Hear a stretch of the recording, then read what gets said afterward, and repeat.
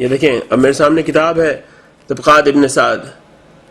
اب اس کا جو جلد ہے اس وقت میرے ہاتھ میں وہ 5 اور 6 تابعین اور تبع تابعین اور اصحاب کوفہ و تابعین. اب اس کا میں آپ کے سامنے جلد کھول رہا ہوں. یہ صفحہ نمبر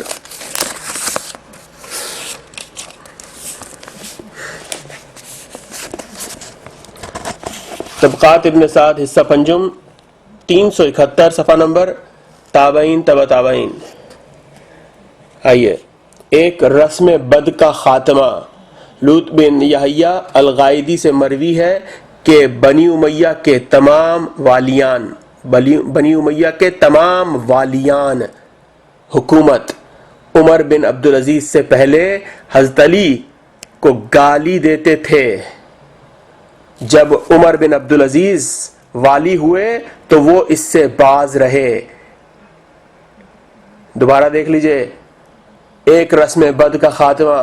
لوط بن یحییٰ الغائدی سے مروی ہے کہ بنی امیہ کے تمام والیان حکومت عمر بن عبدالعزیز سے پہلے علی کو گالیاں دیا، علی علیہ السلام کو گالیاں دیتے تھے. اور جب عمر بن عبدالعزیز والی ہوئے تو وہ اس سے باز رہے.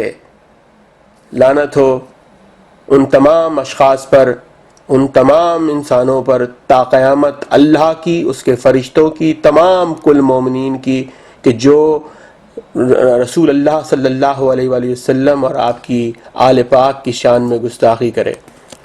اسی کا ایک اور حوالہ میں آپ کے سامنے پیش کرتا ہوں. آئیے اب آپ کے سامنے ایک اور روایت پیش کرتے ہیں تاریخ تبری کی. امیر معاویہ سے شہادت حسین علیہ السلام تک اموی دور حکومت، جلد نمبر 4 پنجم. یہ میں کھولے میں نے جلد نمبر 4 پیج نمبر 32 معاویہ سے شہادت حسین تک. اب سنیے. یہ ابو بکرہ کی حق گوئی. بصر نے بصرہ کے منبر پر خطبہ پڑھا اور علی علیہ السلام کو سب و شتم کرنے لگا کہ میں خدا کی قسم دے کر کہتا ہوں تم میں سے جو شخص مجھے سچا سمجھتا ہے وہ میری تصدیق کرے، اگر جھوٹا سمجھتا ہے تو تکذیب کرے. ابو بکرہ نے کہا ہم لوگ تجھے جھوٹا ہی سمجھتے ہیں. بصر نے حکم دیا اور ان کے گلے میں پھانسی پڑ گئی. یہ دیکھ کر ابو لولو ذنبی اٹھ کھڑا ہوا، ابو بکرہ سے لپٹ گیا اور انہیں بچا لیا. ابو بکرہ نے اس کے صلے میں 100 جریب زمین اسے عطا کر دی. ابو بکرہ سے یہ پوچھا گیا اس حرکت سے تمہارا کیا مطلب تھا؟ انہوں نے کہا خدا کی قسم دے کر ہم سے وہ پوچھے اور ہم سچی بات نہ کہیں. بصر 6 مہینے بصرہ میں رہ کر چلا گیا. یہ نہ معلوم ہوا کہ فوج کس کے حوالے کر گیا. یہ ایک اور حوالہ دیا آپ کو اسی تاریخ تبری سے کہ جناب رسول اللہ صلی اللہ علیہ وسلم کے بعد کس طرح سے حضرت علی علیہ السلام کو پریشانیوں اور مشکلات کا سامنا کرنا پڑا. اب میرا سوال پھر بھی وہی ہے، لیکن میں 1-2 کتابوں کے حوالے مزید پیش کر دوں، اس کے بعد میں اپنا سوال پیش کروں گا. آئیے جناب. یہ پھر وہی تاریخ تبری میرے ہاتھ میں ہے 4 اور 5 امیر معاویہ سے شہادت حسین علیہ السلام تک اموی دور حکومت 41 ہجری سے 99 ہجری تک کے واقعات. آئیے اب آپ کے سامنے ہے. یہ میرے پاس صفحہ نمبر 113 تاریخ تبری حصہ 4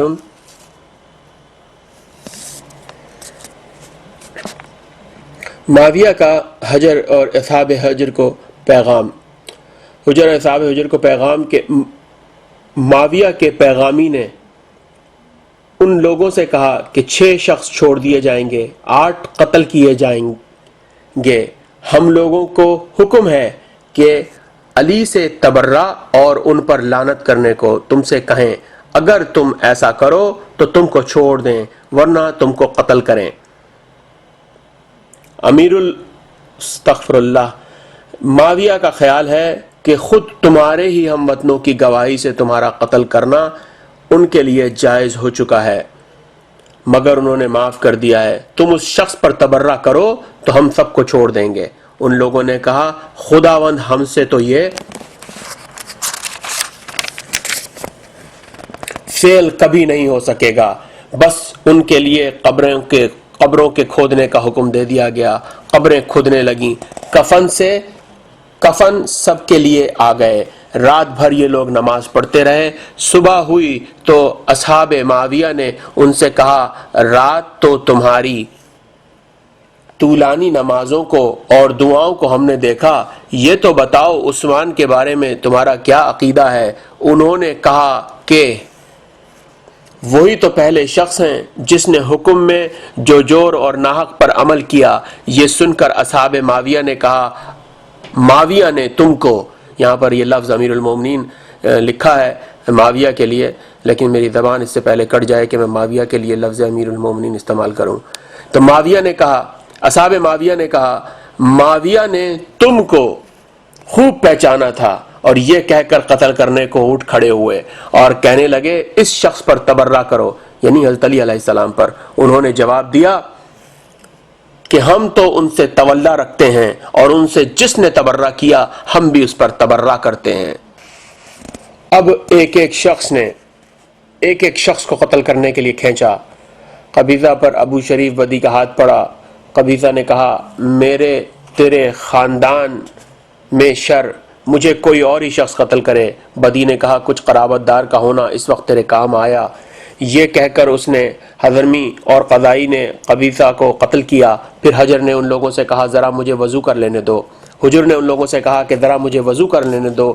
کہا کر لو۔ جب وضو کر چکے تو کہا 2 رکعت نماز بھی پڑھ لینے دو۔ بخدا میں نے جب کبھی وضو کیا ہے 2 رکعت نماز ضرور پڑھی ہے۔ کہا پڑھ لو۔ حجر نماز پڑھ کر واپس آئے اور کہنے لگے واللہ اتنی مختصر نماز میں نے کبھی نہیں پڑھی۔ اگر یہ بات نہ ہوتی کہ تم خیال کرو گے کہ مجھے موت سے اضطراب ہے تو جی چاہتا تھا کہ اس نماز میں طول دیتا۔ پھر کہا خداوند ہم لوگ تجھ سے مدد چاہتے ہیں، اس امت کے مقابلے میں اہل کوفہ نے ہمارے خلاف گواہی دی اور اہل شام ہم کو قتل کر رہے ہیں، اور واللہ اگر تم مجھ کو قتل کرتے ہو تو سن رکھو کہ مسلمانوں میں پہلا شخص ہوں، میں ہوں جو وادی شام میں ہلاک ہوا، اور پہلا میں ہوں جن پر یہاں کے کتے بھوکے۔ یہ سن کر یکچشم ہدبہ قضائی نے تلوار کھینچے ہوئے ان کی طرف بڑھا اور ان کے ہاتھ پاؤں میں تھرتھری پڑ گئی۔ ہدبہ نے کہا ہاں تم تو سمجھتے تھے کہ موت سے تم کو اضطراب نہیں، لو میں تمہیں چھوڑ دیتا ہوں، اپنے صاحب سے برات کا اقرار کر لو۔ حجر نے کہا کیوں کر مجھے اضطراب نہ ہو، دیکھ رہا ہوں قبر کھدی ہے، کفن سامنے پھیلا ہوا ہے، تلوار سر پر کھینچی ہوئی ہے، اور واللہ اس اضطراب میں بھی ایسا کلمہ منہ سے نہ نکالوں گا جس سے خدا ناراض ہو۔ یہ سن کر ہدبہ نے ان کو قتل کیا۔ پھر سب بڑھے اور ایک ایک کر کے قتل کرنے لگے، یہاں تک کہ 6 آدمی قتل ہو گئے۔ اب میرے خیال میں آپ کے سامنے تھوڑی سی حالات واضح ہوئے ہوں گے ان تمام کتابوں کے کہ ان کتابوں میں اور کیا کچھ لکھا ہوا ہے۔